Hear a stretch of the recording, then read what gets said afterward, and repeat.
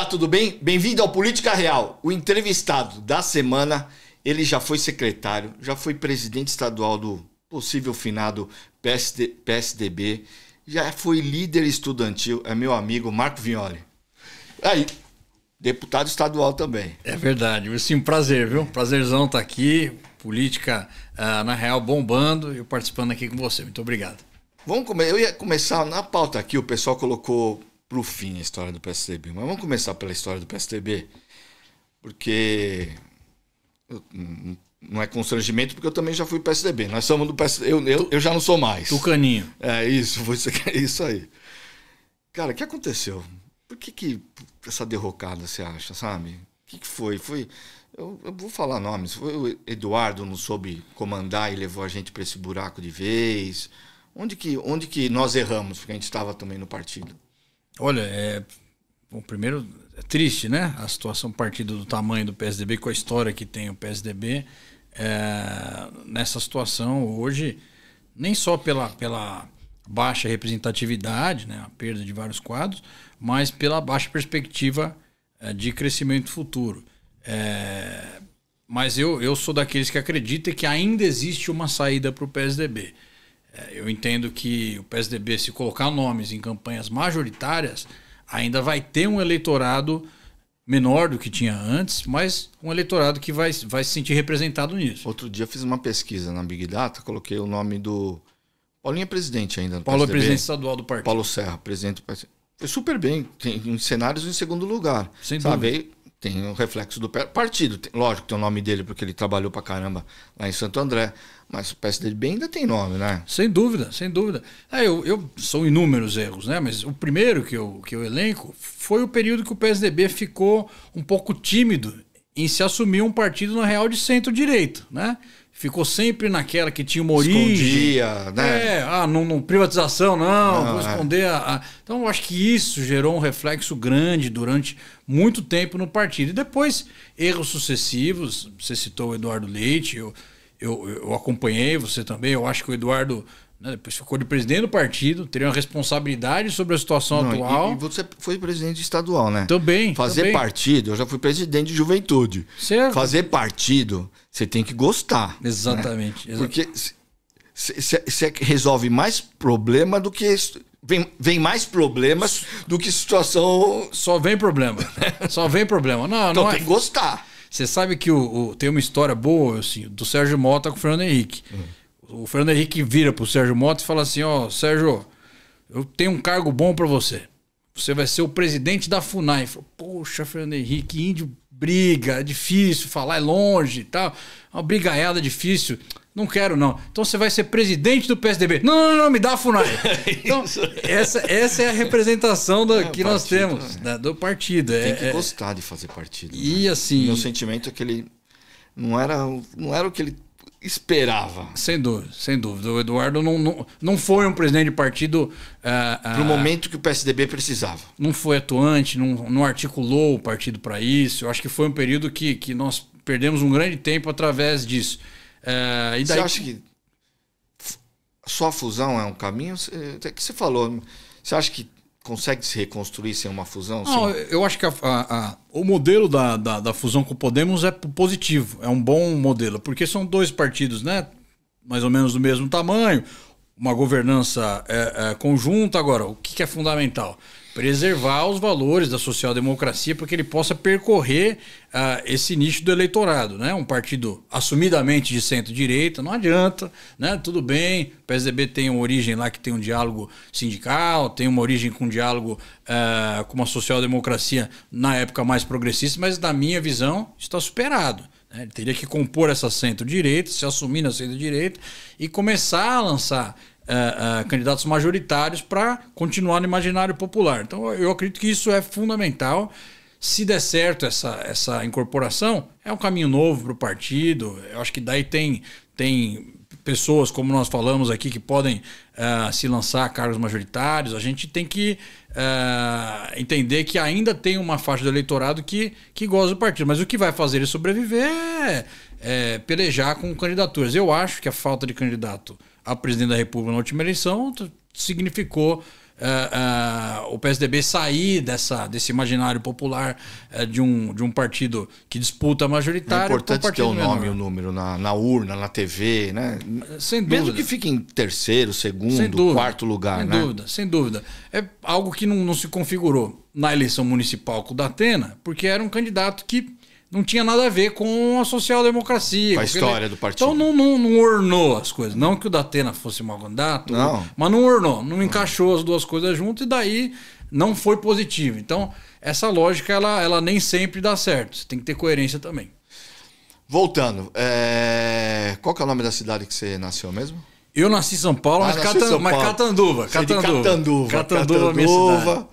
Tem o Faísca. Tem o Feitiço. Feitiço. Vai ter o cavalo Faísca, não tem? Eu acho que era do... O Faísca é do Beto Carreiro? Do Beto Carreiro. Beto Carreiro. Ou do Pica-Pau, Pé de Pano. Pé de Pano. Pé de Pano. Mas como que essa história de política entrou na tua vida? Porque assim, foi um movimento estudantil. Eu fui a campanha do Covas e movimento estudantil. Essa semana veio para mostrar para as pessoas como é importante essa história de trajetória e movimento estudantil, né? Que muitas vezes hoje os jovens deixam de lado. Aldo Rebelo veio aqui, foi ministro, deputado, foi tudo que você possa imaginar, presidente da Uni. Veio Orlando Silva, e vocês podem gostar ou não das pessoas, mas estou demonstrando que o movimento estudantil trouxe muitas lideranças, gostando delas ou não. Orlando Silva é uma coisa, deputado federal, vereador, presidente da Uni. Lindenberg, acho que o Zé Dirceu foi também, não é? Toda essa turma, principalmente esquerda, eu estou falando, principalmente esquerda, porque a Uni teve um papel muito importante. Eles acabaram ocupando esses espaços, principalmente o PCdoB. Foi isso que te trouxe para a política? Não, foi isso. E você citou vários. O Zé Serra. Zé Serra. Foi um presidente da UE histórico, enfim. Você, assim como eu, cedo aí na militância partidária da juventude, tá? O que eu entendo disso? Primeiro que demonstra que a gente é de uma classe política que faz porque tem um ideal, que acredita como missão de vida política, porque é apaixonado pela política, né?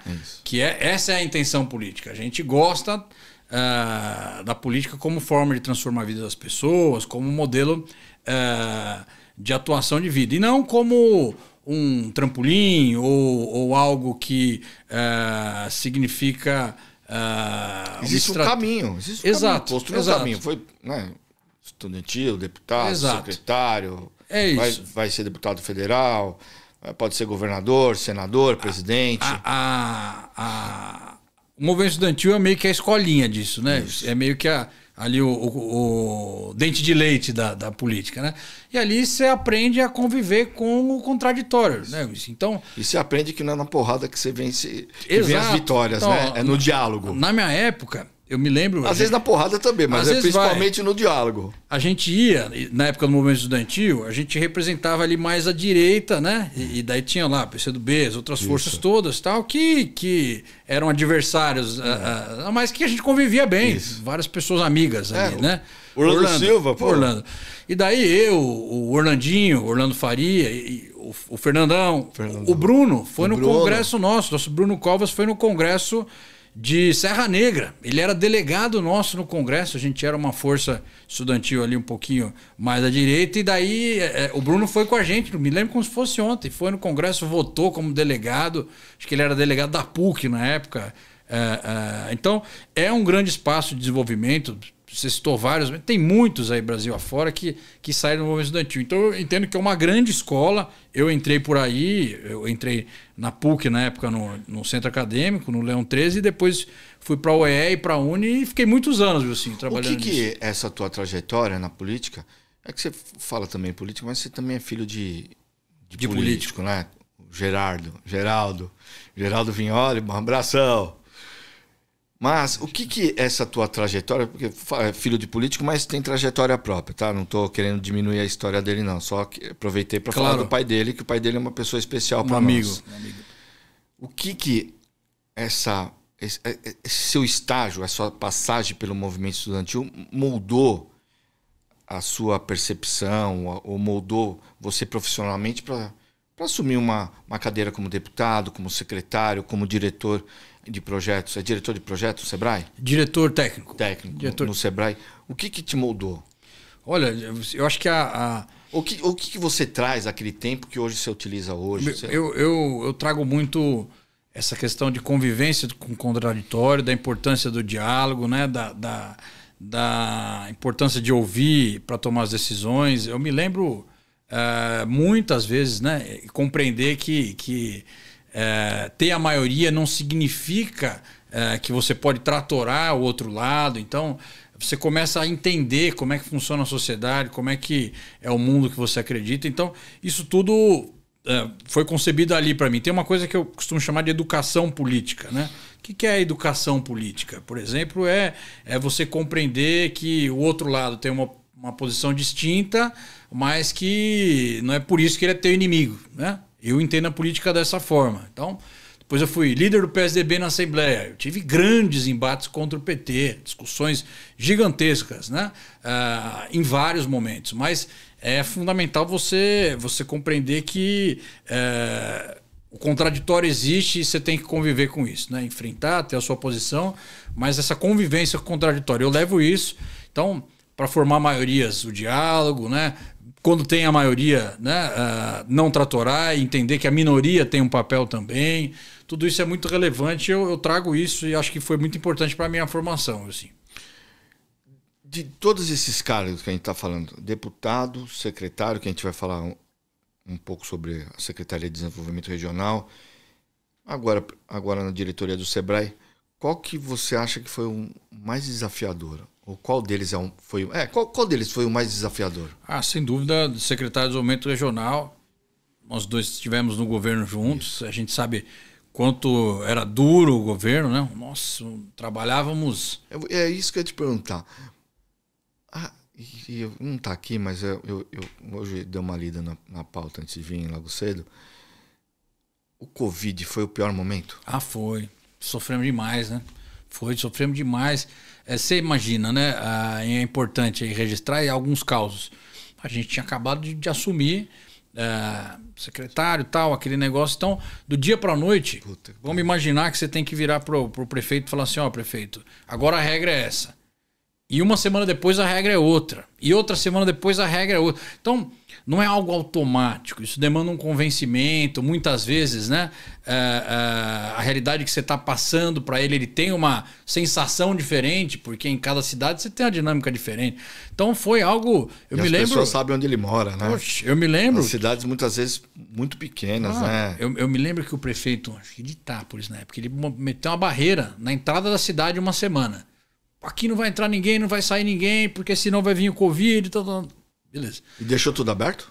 Não, fechou tudo. Fechou tudo e fechou a cidade também. Mas deu uma semana, ele virou pra mim e falou, pelo amor de Deus, tira essa barreira, o comércio tá em cima de mim. Tá... Então, os caras viviam em cima de uma... pressão grande. Pressão. Né? E o cara ligava às 5 horas da tarde e falava, pelo amor de Deus, vocês precisam liberar para abrir o comércio, não sei o que lá tal. Daí ligava à noite, falava, pelo amor de Deus, eu preciso de respirador, tá morrendo gente, fecha isso aqui.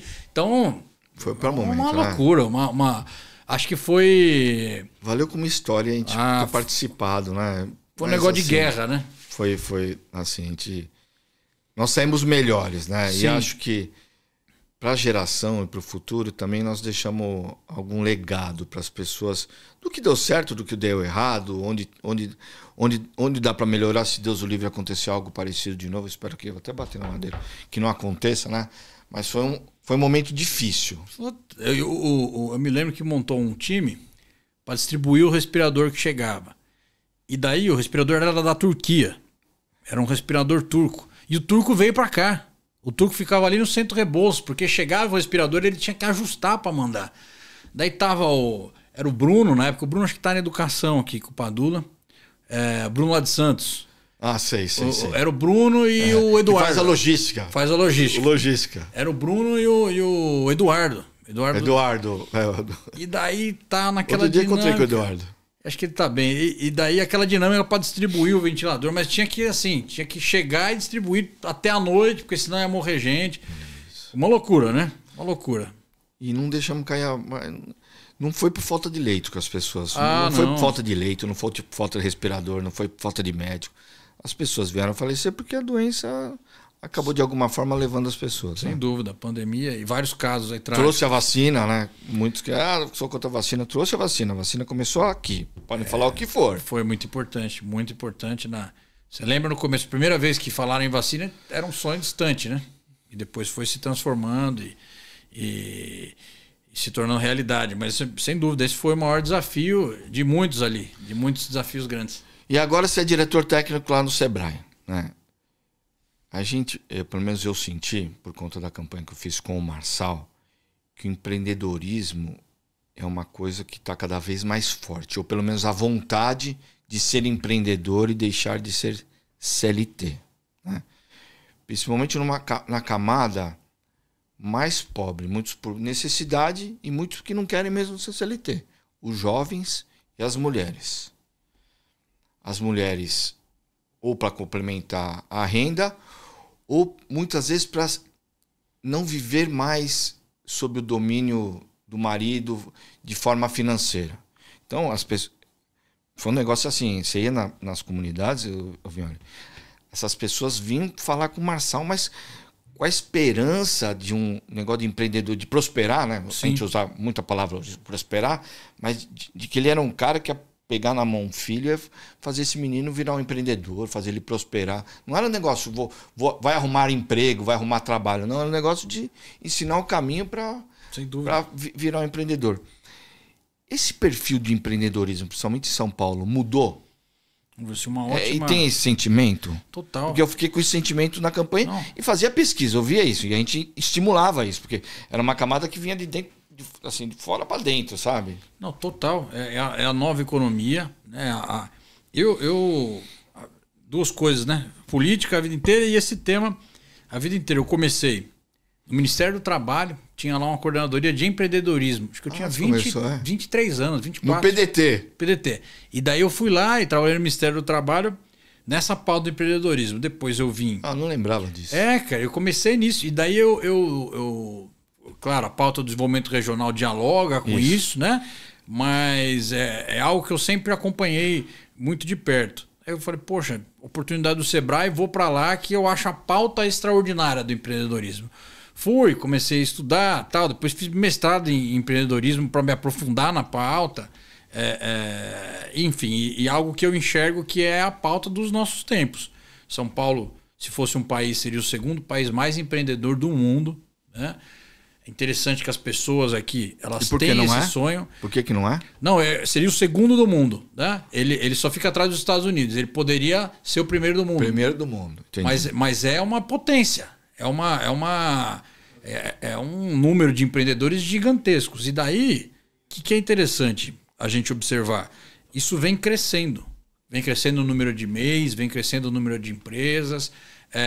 A pessoa tem o sonho de ser o seu patrão. Ser o seu patrão, né? Tem uma história, o Afif que conta isso. O Afif fala assim, ele fala, eu falava pro Lula que ele nunca vai poder bater em mim na minha pauta. Porque o sonho do público dele é conseguir ser o empreendedor, é conseguir ter o próprio negócio. Então você não pode bater no teu sonho. E é verdade isso. Porque grande parte da massa de trabalhadores, o sonho do cara é ser um empreendedor. E a gente vê um fenômeno, por exemplo, hoje em dia o cara vende no e-commerce com uma facilidade gigantesca. Eu tô vendo umas coisas no interior, o cara com um galpão. O que esse cara faz? Pô, esse cara é o maior vendedor de cueca do Brasil. Guarda-chuva, caneta. Começou há 2 anos, um galpão. Então é isso, esse é o mundo que a gente vê hoje. Então, e tem, uma coisa que você falou, Estados Unidos, sei lá, o Brasil é segundo? Não, São Paulo. São Paulo. Se São Paulo fosse um país. Se São Paulo fosse um país, seria segundo. E como que faz? Porque é o que você falou. Tem a China, Estados Unidos, tem os outros países. Como que faz para organizar, além de preparar essa pessoa para ser um empreendedor, preparar ele para uma alta competitividade? Principalmente no mundo digital que a gente vive, né? Com inteligência artificial, né? Com esses sites de venda, né? Shopee, AliExpress, Mercado Livre. Como que você... Porque também não adianta você preparar o cara para... Né? Você vai aprender a vender cueca.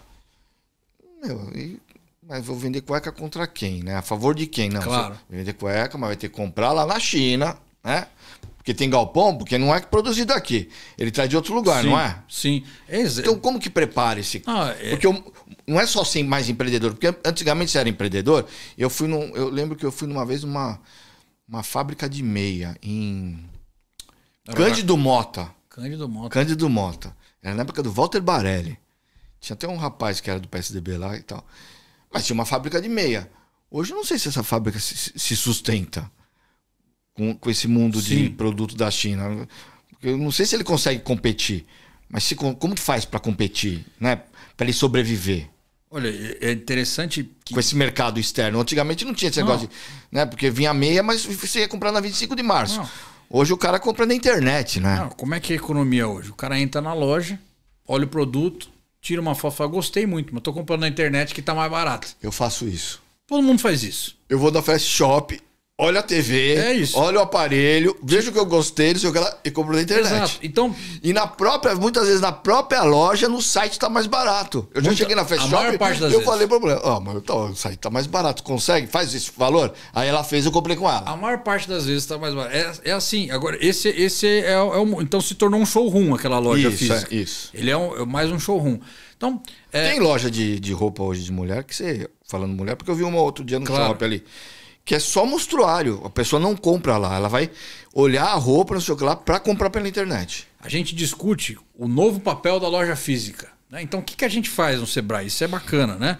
A gente vê o que tem de tendência no mundo todo.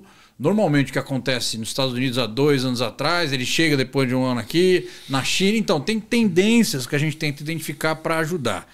2/3 dos empreendimentos do Brasil quebram antes dos 5 anos de existência. É um número avassalador. Quando a gente fala de bar e lanchonete, esse número é ainda mais difícil. Isso vai para 3,9. Então, é muito difícil. Ao mesmo tempo que o Brasil tem um ambiente que todo mundo pode empreender e tal, ainda tem um grande número de pessoas que quebram. E daí é um problema social. Então, por que eu vou ficar fomentando todo mundo a empreender e o cara vai quebrar ali na frente? Porque nós precisamos ajudar o cara a empreender com sucesso. Então, o que a gente identificou? Assim, muito, muito importante isso. Quanto antes a gente prepara o cara, se o cara antes de empreender, ou nos 6 primeiros meses, fazer um plano de negócio, onde ele sabe de onde ele vai comprar. Pô, vou abrir uma padaria, tem 10 padarias por habitante aqui no meu bairro. Necessidade de capital de giro, né? Capital de giro, acesso a mercado, crédito, tudo isso envolve. Então a gente...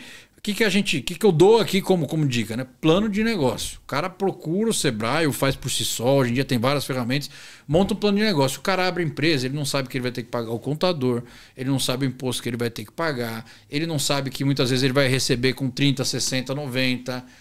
Ele não sabe que todo ano ele vai ter que pagar o 13º para o funcionário. Então, uma série de coisas que fazem a diferença. Então, ele ter o planejamento dele de negócio antes de tomar a decisão de fazer é fundamental. Significa um índice 50% melhor do que o cara não faz. Então, a gente se especializou nisso, nós estamos batendo muito nisso. Plano de negócio, plano de negócio, plano de negócio.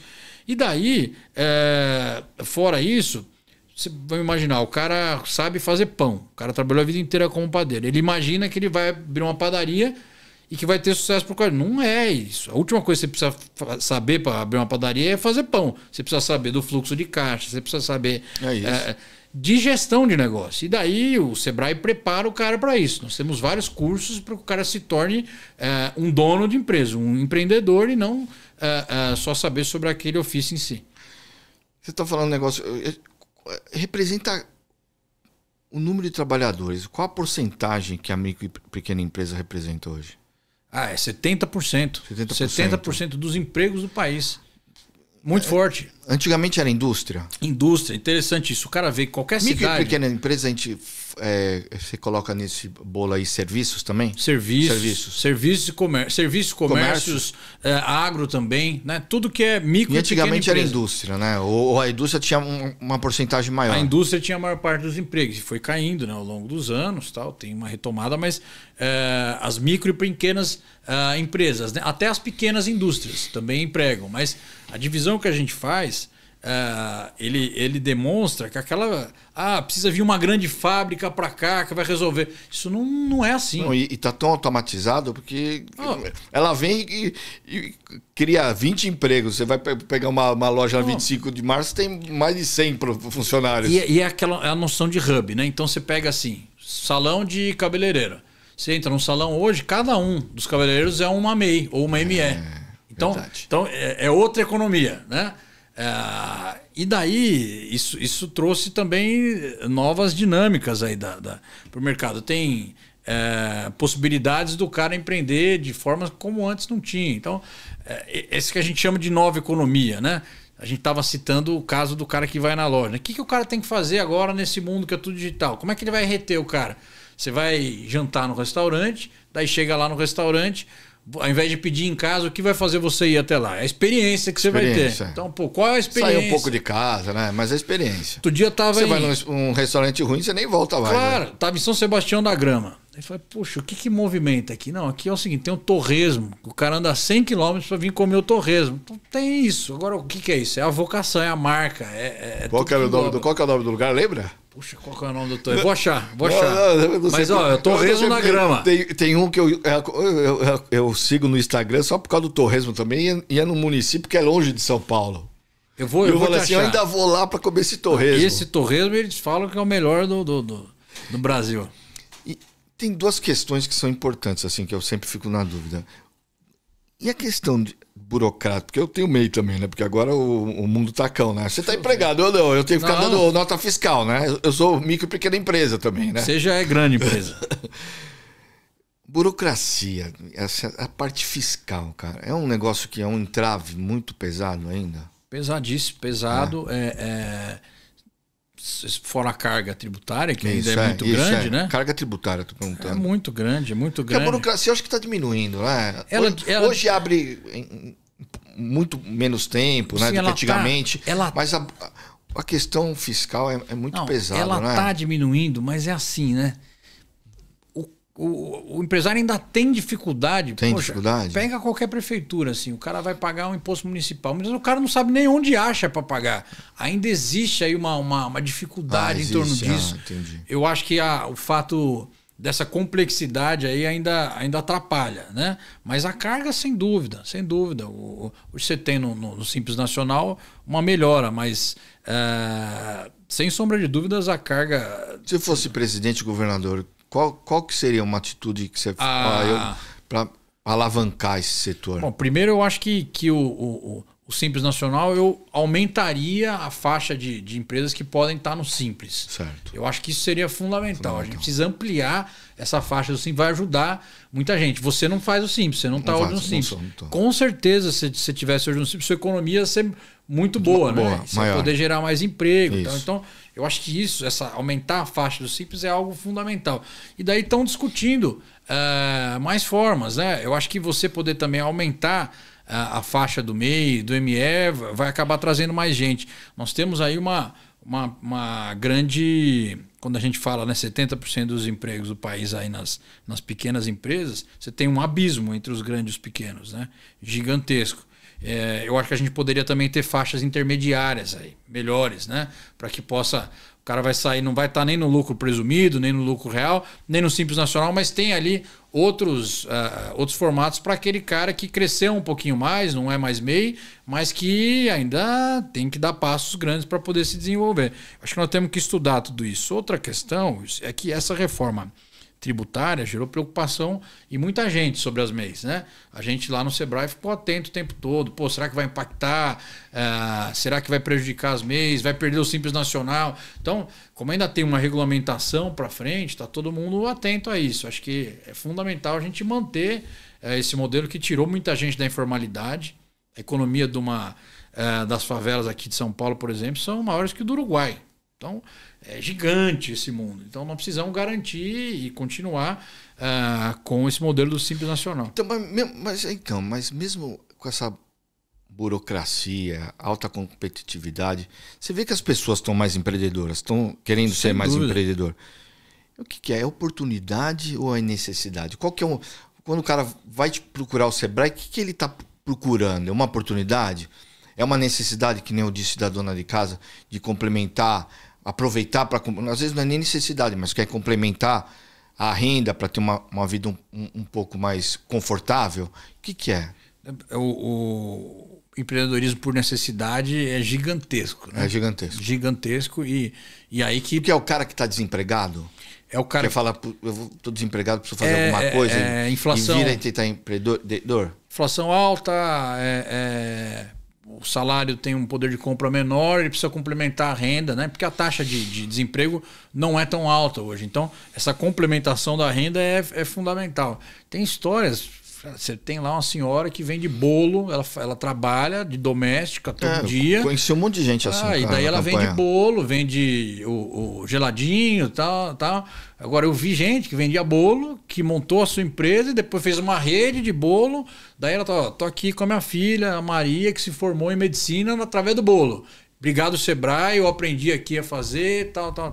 Então, isso é legal, hein? Você tem muita gente que está nessa complementação de renda, que busca aí. Mas o que é maior?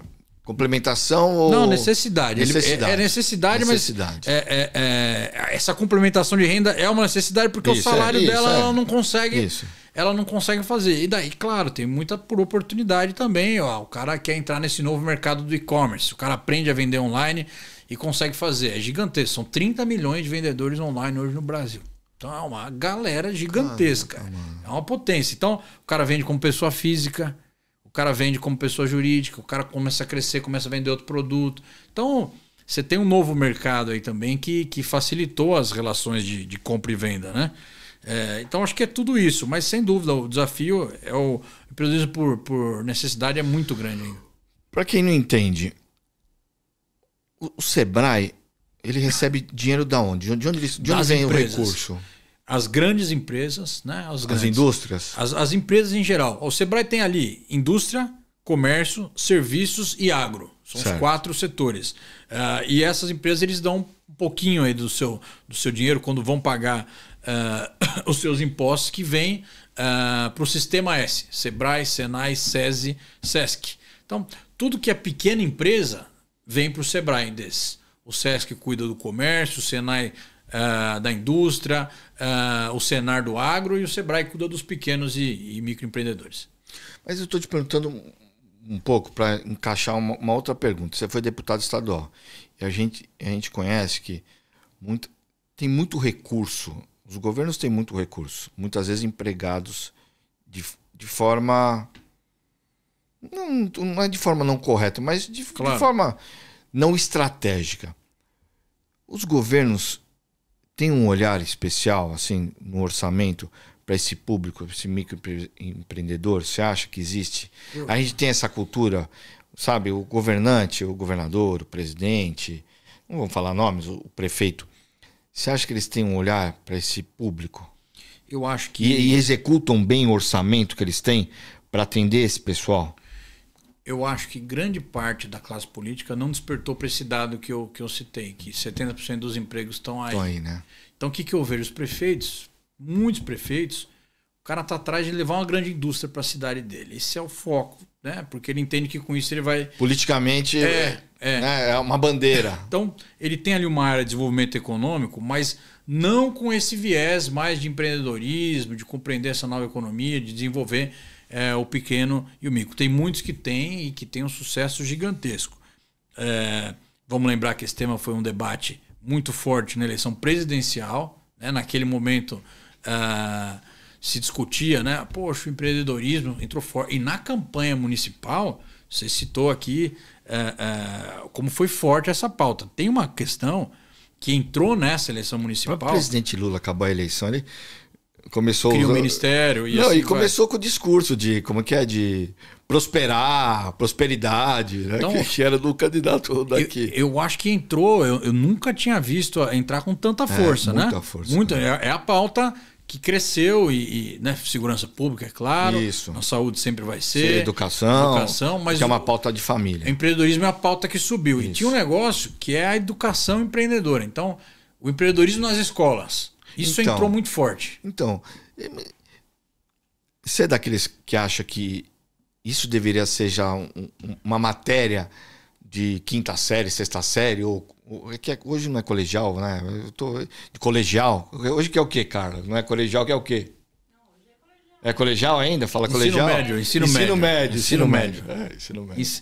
Eu acho que tem que ser... Ensino médio, você acha? O meu filho está com 12 anos, está na sétima série. Está fazendo uma matéria extracurricular, mas que ele quis fazer, porque deram lá, é financeira. Você sabe o que nós estamos fazendo? Nós estamos começando no primeiro ano. Primeiro ano? Primeiro ao nono. Ele começa no primeiro ano com uma noção, né, muito básica. A gente faz hortas, a gente vem vindo, daí nós chegamos em robótica e vai ali para a educação financeira ali para frente. Fundamental.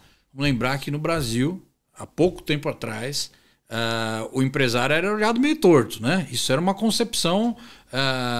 O Brasil ele demorou para valorizar o seu empresário como um gerador de emprego e renda, né? Isso vem da nossa formação. E eu acho que a gente ter um ensino que forma um cidadão, mas que forma um cidadão pro mundo competitivo que nós temos hoje, que tenha noções de empreendedorismo, faz toda a diferença e é o que vai alavancar o país. Eu tenho isso como uma bandeira de Brasil. Porque o cara sai do ensino médio e vai empreender.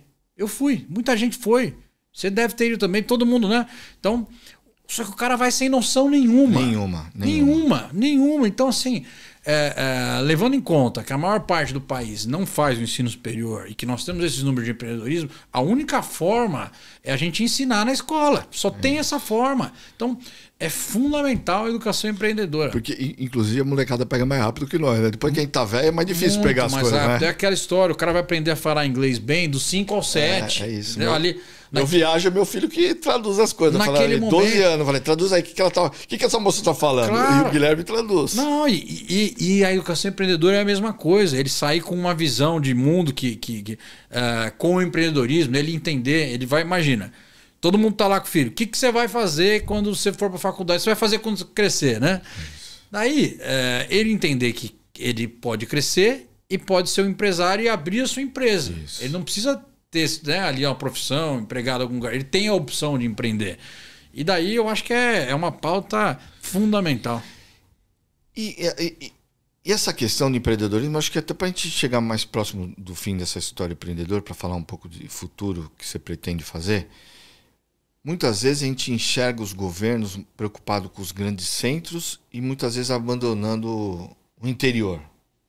Como que faz para equilibrar? Porque também os grandes centros é importante porque muitas vezes o foco de imprensa, de internacionalização de produto está um pouco nos grandes centros. Mas como faz para não abandonar esse público que é do interior, que é do fundão?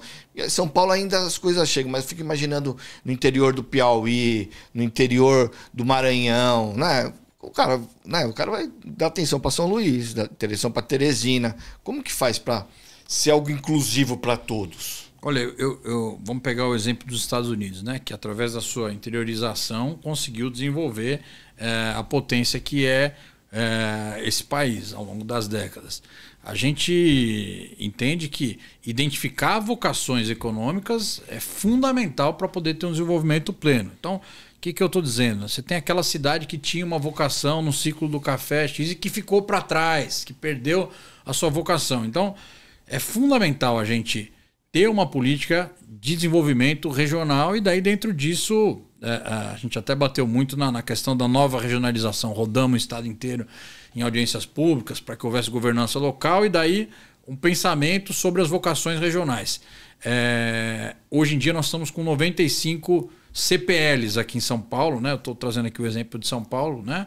Que são as cadeias produtivas locais, uma boa política que está sendo implementada, que ele identificou ali, ó, tem 95 vocações no interior do estado, né? Porque não adianta, você tem que ter os municípios trabalhando em conjunto. É difícil você ter, aqui está Pindamonhangaba para um rumo e o município vizinho, Santo Antônio do Pinhal, completamente diferente. Então, esses hubs são regionais, eles são regionalizados. E daí, dentro disso, as indicações geográficas, né, que é um modelo que valoriza ali o que ele tem na terra, e as rotas turísticas. Tudo isso compõe um grande modelo de desenvolvimento pro interior do estado, né? E daí isso acontece de maneira muito intensa. Eu estava em Andradina, anteontem. O Mário Celso fez um parque aquático gigantesco o Aqualinda. Andradina tem cerca de um pouquinho mais, acho que de 50 mil habitantes. E daí eu tava lá e o prefeito falando para mim, falando, você sabe quantos habitantes... Um empresário, né? É um empresário. Um empresário fez, não é o município. Não, um empresário. Empresário.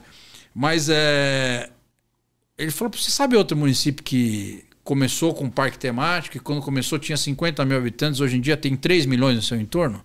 Orlando. Então, é verdade. Não é porque tem muita gente num lugar que é ali que tem que ser o desenvolvimento. Essa lógica é completamente fora. Você tem como ter o desenvolvimento a partir de outras lógicas. Olímpia deve ser isso também. Olímpia. Né? Geninho, né? Olímpia é desse tamanho. O turismo é isso. O turismo tem essa dinâmica, né? Lógico, tem que ter estrutura para comportar. Isso. Mas ele ultrapassa essas barreiras, né? Da mesma forma, a gente viu uma indústria de celulose gigantesca ali perto de Bauru, em Lençóis Paulistas, crescer e ter um boom. Então, nós temos uma economia diversificada, um planejamento é fundamental para que isso possa acontecer. Essas cadeias produtivas locais ajudam, mas eu entendo que tem que ter uma política mais forte de Estado, de regionalização, de potencialização dessas vocações, para que o desenvolvimento possa ser mais homogêneo. E para encerrar esse tema, inteligência artificial, né? Hoje, muitas pessoas com medo de que a inteligência roube emprego, roube negócio. Eu acho que o mundo vai mudar, mas vai ser pior para quem não souber utilizar a inteligência artificial. Quem não souber usar a inteligência artificial, esse sim eu acho que vai ter dificuldades de emprego. Quem souber vai ter sempre espaço. Igual era antigamente, os caixas 24 horas vão tirar o emprego dos bancários. Tirou 3 empregos, mas fazia 10, 20 empregos a mais para o cara que fazia tecnologia, mudou o perfil, né? Sem dúvida. Criou outro perfil de emprego, né? Como que faz para a inteligência artificial ser algo que agregue para esse microempreendedor, sabe? Que ele entenda que pode ser uma oportunidade nova para ele crescer o negócio dele ou criar um negócio através de utilizando a inteligência artificial. A grande fronteira, né, do nosso tempo é essa questão da inteligência artificial. Quando a gente observa... Eu já vou substituir o Felipe por um trocar. Robô ou para o site GPT. Não, quando a gente observa o que está acontecendo é um negócio extraordinário, né?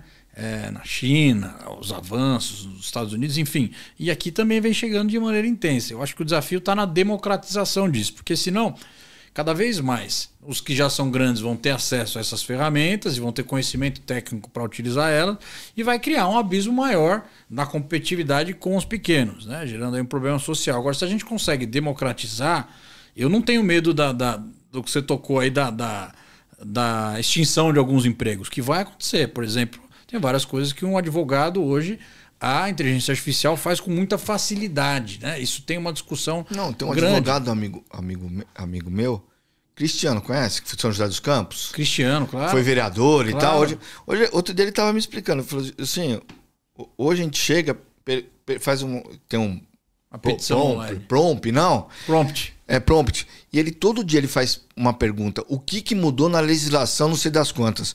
E uma coisa que um advogado demorava não sei quantos dias para ir atrás de novas legislações, o site GPT dá em 5 minutos. É isso. Dá em 5 minutos. Não, é uma potência. E o cara usa isso aí para o negócio. Enfim, é muito rápido, muito fácil e tende a se popularizar cada vez mais, né?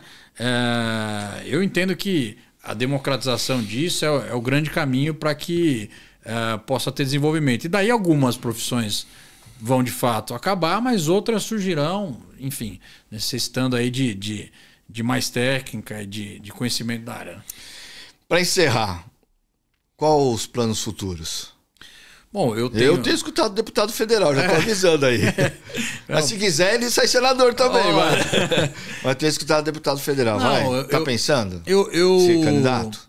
Eu estou avaliando, sim. Eu tenho uma longa, né, trajetória política, apaixonado por política a vida inteira, me dediquei a isso. Ajudei. Criou grandes parceiros no interior, grandes parceiros. Amigos, né? Eu devo chegar assim, em 300 títulos de cidadão até o ano que vem. Então é uma marca importante, tem um muita relação e eu sinto que eu posso contribuir ainda, sobretudo com essas pautas, né? O empreendedorismo, com isso que eu criei relação ao longo do tempo. Então, é algo que eu vejo com bons olhos. Eu tenho ainda um período grande. O que te move? Olha, eu entendo... Política te move? O que é o que te move, assim? Eu tenho prazer em compartilhar tudo que eu aprendi na vida, sabe? Esse é o meu grande propósito hoje em dia. Isso me move todos os dias. Vai dar palestra para 3. Vou dar palestra para 3, porque eu gosto de falar as minhas experiências, as minhas oportunidades. Isso é sensacional. Eu entendo que é necessária aí uma modernização, é necessário uma renovação política no Brasil, calcada em entregas efetivas. Assim, eu sou desse que, poxa, o político tem que entender de gestão pública. O cara tem que saber do que ele faz. Então, muita gente me chama de doido. Fala, pô, mas o Vignoli foi estudar e tal e tal.